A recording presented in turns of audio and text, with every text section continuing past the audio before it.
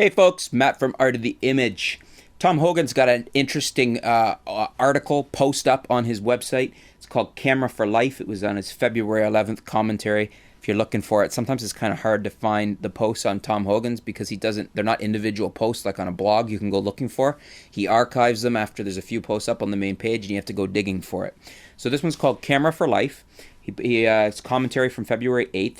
He had somebody, when he was traveling, email him and ask him what he felt was a very interesting question, and I thought it was pretty interesting too. If he had to pick just one camera to last him the rest of his life, what would he pick? So already my mind's going, what would I pick? I had two Forerunners come right to the front, and I was right in line with what Tom was thinking. What are you thinking right now? I'll tell you, Tom shoots Nikon, so we're not talking Canon here. He basically rules out the consumer end of Nikon, the D3100, the D5000, that end of the line, because of the situations he shoots in. He travels a lot. He's off in harsh climates, and sometimes the equipment takes a little abuse. So he thinks that the consumer line, the D3100, the D5000, is not gonna cut it. He makes a case for the D3s and the D3x. He likes both those cameras, loves the clean imaging out of the D3s, especially for high ISO, and the maximum pixel resolution out of the D3x, but then he turns around and rules them out for weight and size considerations, which if you're traveling a lot, is definitely something to bear in mind. So what he comes back to then is the D700. For him, that is the perfect camera for life. If he had to buy a camera right now, if he had to pick one right now, that he was going to be his camera for life, that's what he would pick. And it's an interesting choice. Definitely probably some of the best image quality in the Nikon DSLR lineup.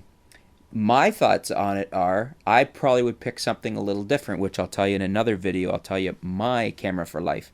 But that's Tom's, this D700. Based on size and weight concerns for traveling, but still pro body, rugged enough to take a little abuse and to take out with them, and top-notch image quality, full frame body, works with all his lenses.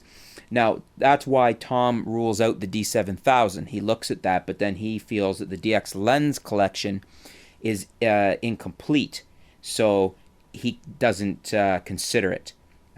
He says for some other people maybe, and he also rules out the D300s.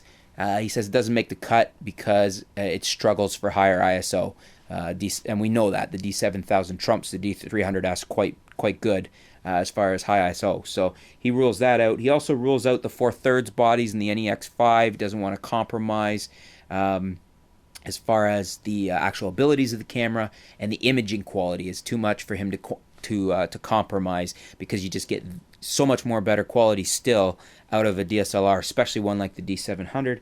And he said he looked at the Leica M9. He was tempted with that, but then he felt he would miss the long-range zooms.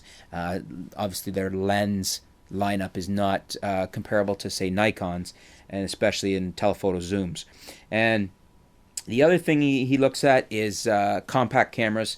And because I mean, everybody would love to have a compact camera that would fulfill their needs, but there just isn't one that does that. There's not one with superior image quality, superior lenses, and whatnot. And that's basically what he says too. It'd be way too much of a compromise. So in the end, his choice would be a D700 if he had to pick right now, camera for life. And so my question would be, what would your camera for life be if you had to pick right now with what's available right now? So don't say the 5D Mark III or the Nikon D4 or something like that. Right now, with what's available, what would you choose? What would be your camera for life? Leave some comments below in the video, in the comment section below the video, because I'd be curious to see what you think. I'm going to let you know in another video what my camera for life is after I've had a chance to review all your comments. Thanks for tuning in, folks. Stay tuned. We'll be back soon with some more video posts, some more articles, and we'll keep you up to date with what's going on in the world of photography. Thanks a lot.